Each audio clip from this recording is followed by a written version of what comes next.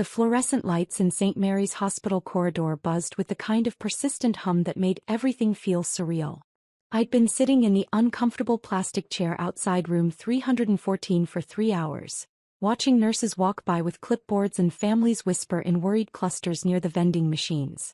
When my sister Victoria finally emerged from Dad's room, her designer heels clicked against the linoleum with the sharp precision of someone who'd made a decision.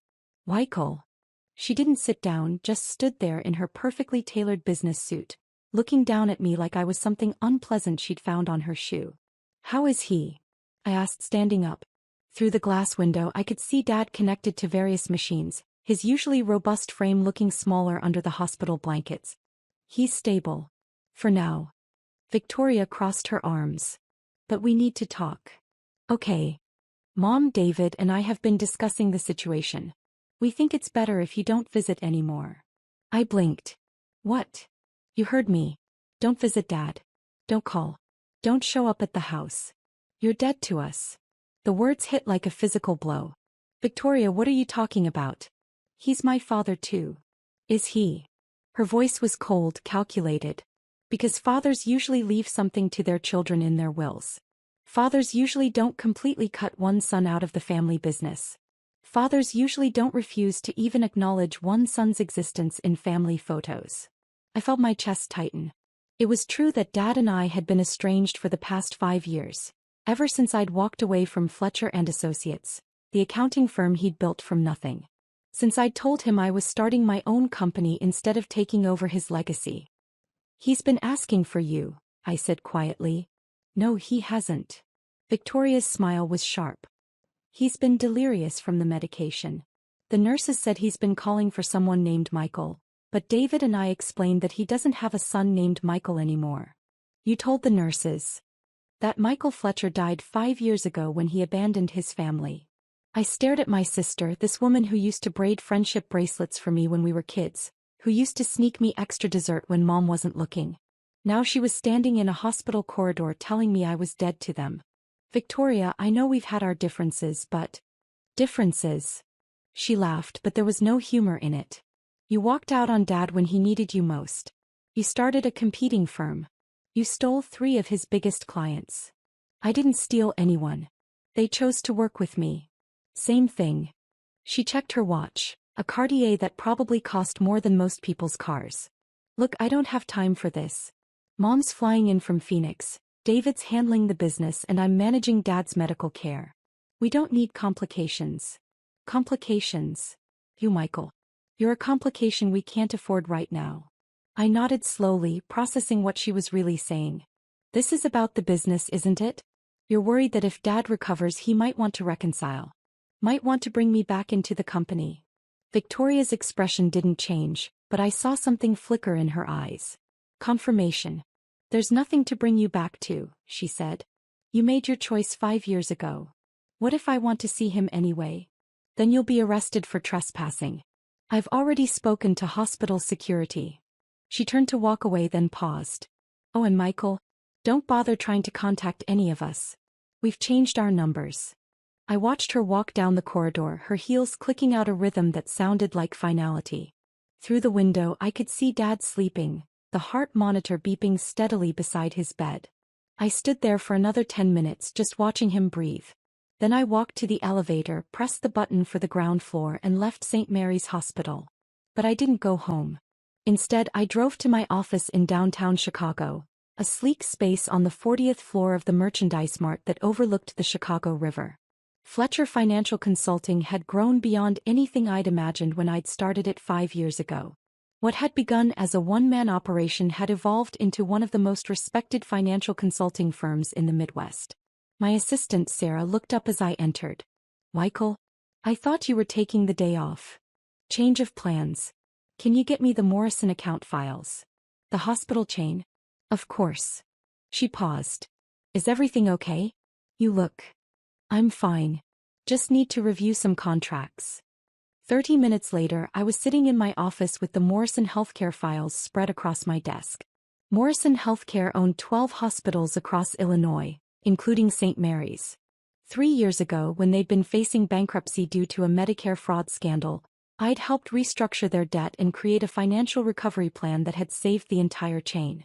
More importantly, I'd personally guaranteed a $50 million line of credit that had kept their doors open during the federal investigation.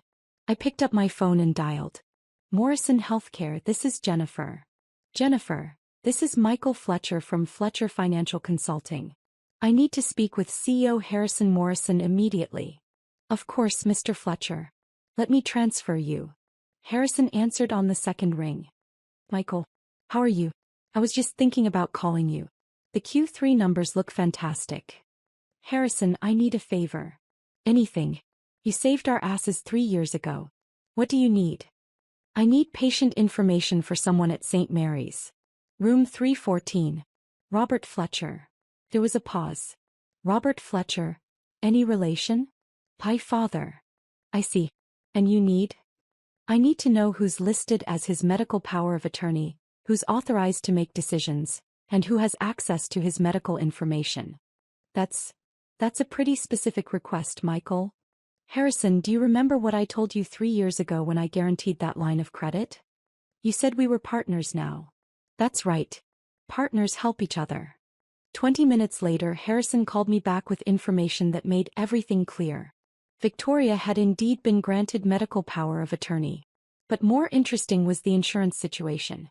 Dad's medical bills were being covered by a combination of Medicare and a supplemental policy through Fletcher and Associates. The same Fletcher and Associates that, according to my sources, had been struggling financially since I'd left. I made another call, this one to my banker. Michael Fletcher for Patricia Wong, please. Mr. Fletcher. How can I help you today? Patricia, I need you to check something for me. The Fletcher and Associates business account. What's their current balance? I can't give you specific information about another company's account. You know that. What if I told you I'm considering a potential acquisition? Well, in that case. I could hear her typing. Let's see. Fletcher and Associates has a current balance of negative $847,000. They're significantly overdrawn, and we've been in discussions about foreclosure on their business loan. What about their line of credit? Maxed out at $2.3 million. They've been in default for 6 months. I thanked Patricia and hung up, pieces of the puzzle falling into place. My family's business was failing. Dad's medical bills were probably astronomical. And they needed me gone to avoid any potential claims on the company assets. But they'd made one crucial mistake. I called St. Mary's directly. Patient billing, this is Carol. Carol, this is Michael Fletcher. I'm calling about my father, Robert Fletcher, in room 314. I'm sorry, sir, but I can't discuss patient information unless you're authorized. Actually, I think you'll find that I am authorized. Can you pull up his file? I waited while she typed. Oh. Her voice changed. Mr. Fletcher, I apologize. I see you're listed as the primary guarantor for Mr. Robert Fletcher's account. That's correct. Is there something specific you need to know? What's the current balance on his account? As of today, $127,000. But that's just the first week. Considering his condition and the projected length of stay. I understand. Carol, I need you to do something for me. I need you to change the authorization on that account. What kind of change? Remove Victoria Fletcher and David Fletcher from any decision-making authority. I want all medical and financial decisions to go through me exclusively. Sir, that's a significant change. Are you sure? I'm absolutely sure. And Carol? I want you to flag the account for immediate attention if anyone else tries to make changes. Of course, Mr. Fletcher. I hung up and leaned back in my chair looking out at the Chicago skyline. My family had just made the biggest mistake of their lives. My phone rang an hour later. A known number, but I answered anyway. Michael Fletcher. Mr. Fletcher, this is Dr. Sarah Kim from St. Mary's Hospital. I'm your father's attending physician.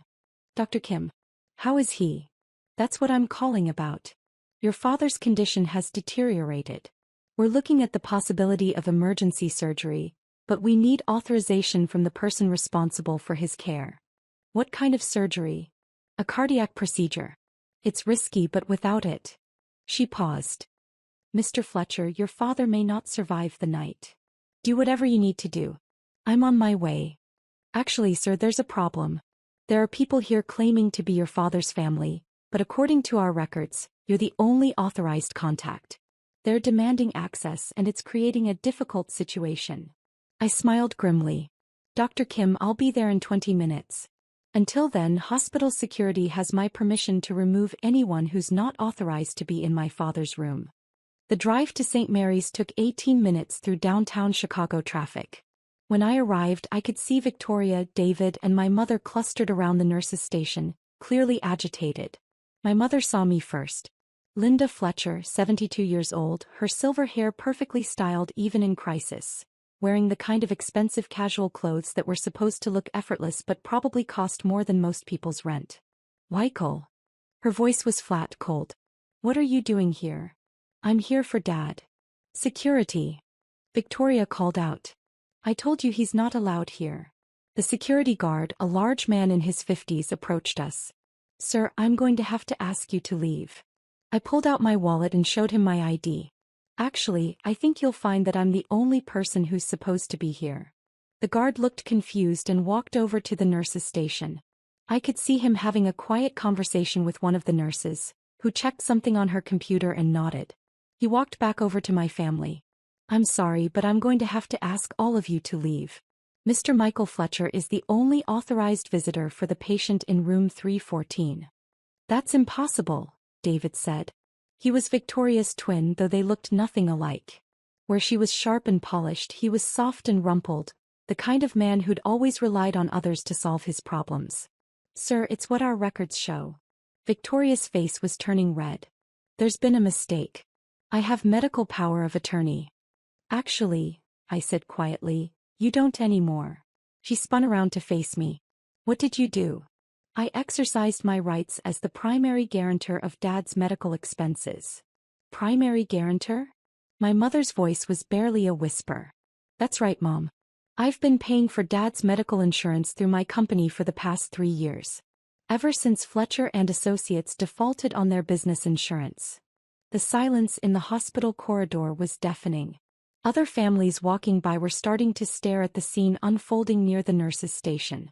You had no right, Victoria said. I had every right. I've been covering Dad's medical expenses, his life insurance, even the mortgage on the family house since your business started failing. David found his voice. That's not true.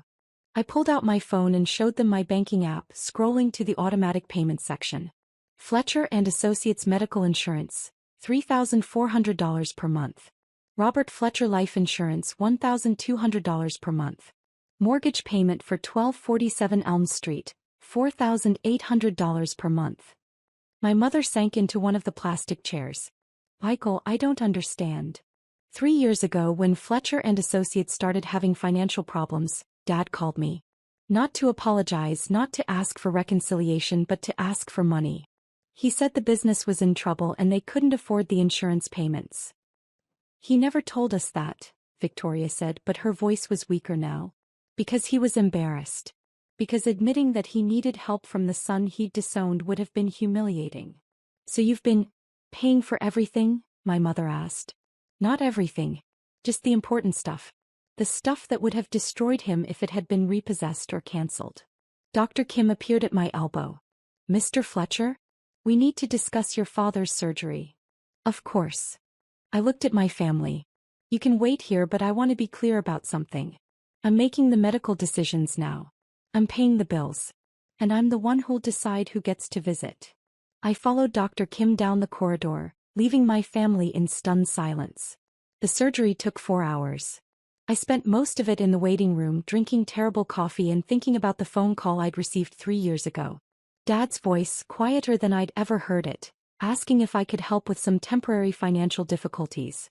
I'd said yes without hesitation, even though we hadn't spoken in 2 years at that point. Even though he'd told everyone I was dead to him when I'd started my own firm. Victoria, David, and my mother had disappeared sometime during the second hour. I assumed they'd gone home to regroup, to figure out how this new reality affected their plans. Dr. Kim found me around midnight. Mr. Fletcher? The surgery went well. Your father is in recovery. When can I see him? He's still unconscious, but you can sit with him if you'd like. Dad looked smaller than I remembered, surrounded by machines and monitors.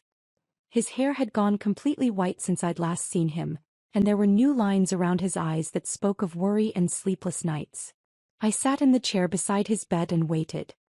He woke up around 6 a.m., his eyes confused and unfocused. "Michael." "I'm here, Dad." "I thought," Victoria said. He tried to sit up, but the machines prevented much movement. "Victoria said I was dead to you." "I know. I've been trying to call you for 3 years." I leaned forward. "Dad, I've been getting your calls. Victoria had them forwarded to my office. She told me you were drunk dialing, that you didn't really want to talk to me." "That's not." "I wanted to apologize. I wanted to tell you how proud I am of what you built." The words hung in the air between us, 30 years of complicated father-son history compressed into one moment. "I know about the business, Dad. I know about the financial problems. I didn't want you to know. I didn't want you to think." "To think what?" "That I'd failed. That everything I tried to teach you about business was wrong." I took his hand, noting how frail it felt. "Dad, businesses fail. People make mistakes. It doesn't erase 30 years of success. I should have asked for your help directly, instead of going through the insurance companies and banks." "You did ask. 3 years ago. I've been helping ever since." "But Victoria said." "Victoria's been managing your finances. She didn't want you to know that the help was coming from me." Dad closed his eyes. "Because she thought you'd use it against us. Because she thought if you knew I was helping you might want to reconcile. And that would complicate their plans for the business." "What plans?" I hesitated, not sure how much to tell him while he was recovering from major surgery. "Dad, how much do you know about Fletcher and Associates' current financial situation?" "Victoria and David handle most of that now. They said business was picking up." "Dad, the company is $3.2 million in debt. The bank is preparing foreclosure proceedings. Without the payments I've been making, you would have lost everything 2 years ago." The heart monitor beside his bed started beeping faster. "Michael, I don't understand." Over the next hour I explained everything. The failed business ventures David had invested in without telling Dad. The clients Victoria had alienated with her aggressive management style. The loan defaults, the insurance lapses, the mounting debts that had been hidden from him while he'd been dealing with his own health problems. So when I had the heart attack, they saw an opportunity. If you died, the life insurance would pay off the business debts. If you recovered but stayed estranged from me, they could liquidate the company assets without interference. And if we reconciled, I might have asked uncomfortable questions about where the money had been going. Dad was quiet for a long time, processing everything. "What happens now?" he asked finally. "That depends on what you want to happen. I want to see my son succeed. I want to be part of that success if you'll have me." "And Victoria and David?"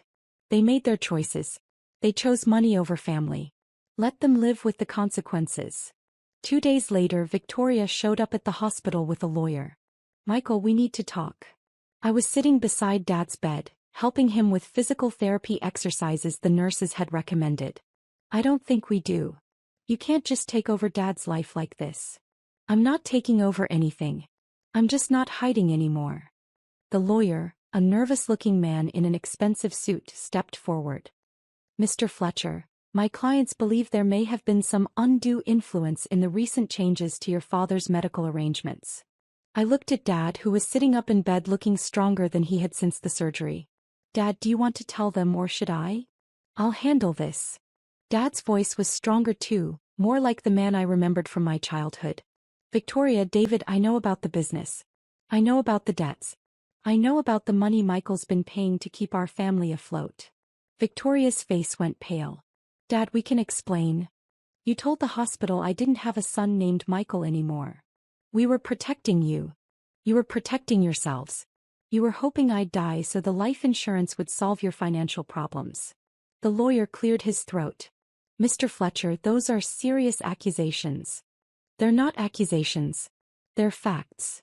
Dad reached for the folder of financial documents I'd brought him. "I've reviewed 3 years of bank statements, loan applications, and business records. My company has been systematically looted by my other 2 children while my 3rd child kept us from losing everything." David finally spoke up. "Dad, we were trying to save the business. By stealing from it? By forging my signature on loan applications? By lying to creditors about our assets. We were going to pay it back. With what? Victoria, your salary alone was $200,000 a year from a company that was losing money every month. Victoria tried one more time. Dad, if you'd just listen. I'm done listening. Michael, what do you need from me? Over the next week we restructured everything. Fletcher and Associates was dissolved. Its remaining assets transferred to pay creditors. Dad came to work for Fletcher Financial Consulting as a senior advisor, bringing decades of experience and a list of contacts that had remained loyal to him personally rather than to his company.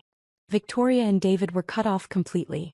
No family money, no business support, no access to Dad's medical information or legal affairs. 6 months later, Dad and I were having lunch in my office, reviewing the quarterly reports that showed Fletcher Financial Consulting was now the fastest-growing financial services firm in Chicago. Any regrets? I asked. About Victoria and David? About any of it. Dad looked out the window at the Chicago River, where boats were carrying tourists on afternoon cruises. I regret that it took a heart attack for us to have an honest conversation. I regret that I let pride keep us apart for 5 years. But I don't regret learning who my children really are. They were scared, Dad. People do desperate things when they're scared. They were greedy, Michael. There's a difference. A year later, Victoria called my office. Sarah told me she'd seemed nervous, asking if there was any chance I might consider a meeting. I thought about it for a long time. Then I told Sarah to give her my personal number. Michael. Victoria's voice was smaller than I remembered. Victoria. I wanted to apologize. Okay. I know you probably don't believe me, but I never wanted things to go as far as they did. What do you want, Victoria? I want to explain. I want you to understand why we did what we did. We met for coffee at a place downtown, neutral territory where neither of us had any history. We were drowning, she said after we'd ordered. The business was failing, Dad was sick, and we didn't know how to fix any of it. So you decided to cut me out. We decided to protect what was left. We thought if you came back you'd want to take over everything. We thought you'd push us out. I never wanted to take over Fletcher and Associates, Victoria. I had my own company. But you were always Dad's favorite. The golden child who could do no wrong. That's not how I remember it. Because you were too young to see it. Everything Dad did was about preparing you to take over the business. David and I were just there. I studied my sister's face, looking for signs of manipulation or deception.